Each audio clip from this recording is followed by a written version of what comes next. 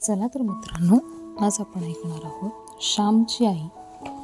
रात्र 6वी. थोर अश्रू. लहानपणापासूनच 2 वेळा स्नान करण्याची मला सवय लागली आहे. श्यामने सुरुवात केली. संध्याकाळी मी खेळाव्यास जात असे. छापो पाणी, लंगडी, धावणे, लपंडाव, लक्ष्मीबाई ताक दे, डेरा फुटला मडके दे असे नाना प्रकारचे खेळ आम्ही खेळत असो. खेळ खेळून आलो म्हणजे मी आंघोळ करीत असे. आई मला पाणी तापून ठेवीत असे.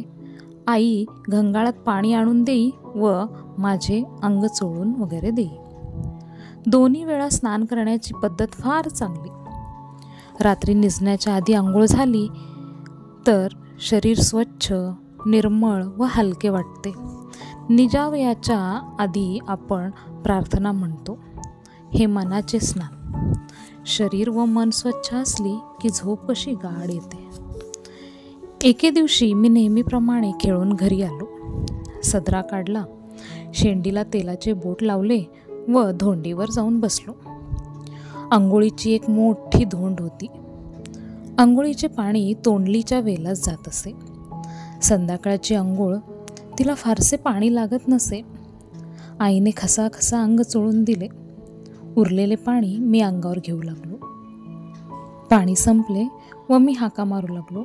आई, अंग पुस माझे, पाणी सारे संपले, थंडी लागते मला, लवकर अंग पुस.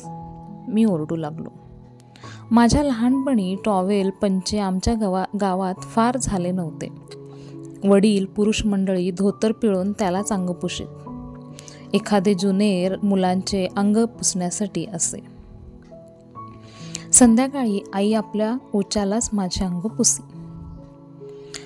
आई आली व तिने माझे अंग पुसले व म्हणाली, देवाची फुले काढ. मी म्हटले, माझे तळवे ओले आहेत, त्यांना माती लागेल, मला खालचे तळवे पुस माझे. तळवे रे ओले असले म्हणून काय झाले, कशाने पुसवते? आई म्हणाली, तुझे ओचे धोंडीवर पसर, त्यावर मी पाय ठेवीन, पाय टिपून घेईन, मग उडी मारीन. मला नाही आवडत ओल्या पायाला माती लागलेली. पसर तुझा ओचा. मी हट्ट धरून म्हटले. हट्टी आहेस हो श्याम अगदी. एक एक खूळ कुठून शिकून येतोस कोणास ठाऊक. हां, ठेवा पाय. आईने आपले ओचे धोंडीवर पसरले. मी माझे पाय त्यावर ठेविले. नीट टिपून घेतले व उडी मारली. आईचे लुगडे ओल्ले झाले. त्याची मला पर्वा नव्हती. तिला थोडेच ते त्यावेळेस बदलता येणार होते. परंतु मुलाच्या पायाला माती लागू नये त्याची हौस पुरवावी म्हणून तिने आपले लुगडे ओल्ले करून घेतले. ती मुलासाठी काय करणार नाही, काय सोसणार नाही, काय देणार नाही, सगळं देईल. मी घरात गेलो व देवाची फुले काढू लागलो. आई निरंजन घेऊन आली व म्हणाली, श्याम, पायाला घाण लागू नये म्हणून जपतोस तसाच मनाला घाण लागू नये म्हणून जप हो. देवाला सांग शुद्ध बुद्धी दे म्हणून. गड्यांनो, किती गोड शब्द. आपली शरीरे व आपले कपडे यांना स्वच्छ राखण्यासाठी आपण किती धडपडतो, किती काळजी घेतो. कपडे स्वच्छ राहावे म्हणून धोबी आहेत, बूट स्वच्छ राहावे म्हणून बूटपुशे आहेत, अंगाला लावायला चंदन साबण आहेत, शरीरास व कपड्यास मळ लागू नये म्हणून साऱ्यांचे प्रयत्न आहेत. परंतु मनाला स्वच्छ राखण्याबद्दल आपण किती जपतो. देवळाला रंग देतो परंतु देवाची वास्तुपुस्तही घेत नाही. मन मळले तर रडतो का कधी? आपले मन निर्मळ नाही म्हणून रडणारा भाग्यवान विरळा. ते थोर अश्रू या जगात दिसत नाहीत.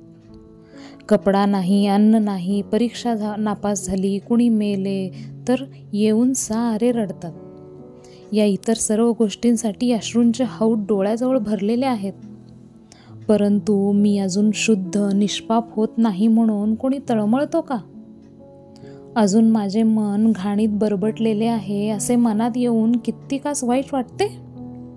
मीराबाईने म्हटले आहे, असुवन जल सिंच सिंच प्रेम वेली बोई. अश्रूंचे पाणी घालून प्रेमाची, ईश्वरी भक्तीची वेल मी वाढवली आहे. हा मीराबाईचा चरण मी कितीदा तरी गुणगुणत असतो. अश्रूंनी तुडुंब भरलेल्या हृदयातच भक्तीच्या कमळाचा जन्म होत असतो. धन्यवाद.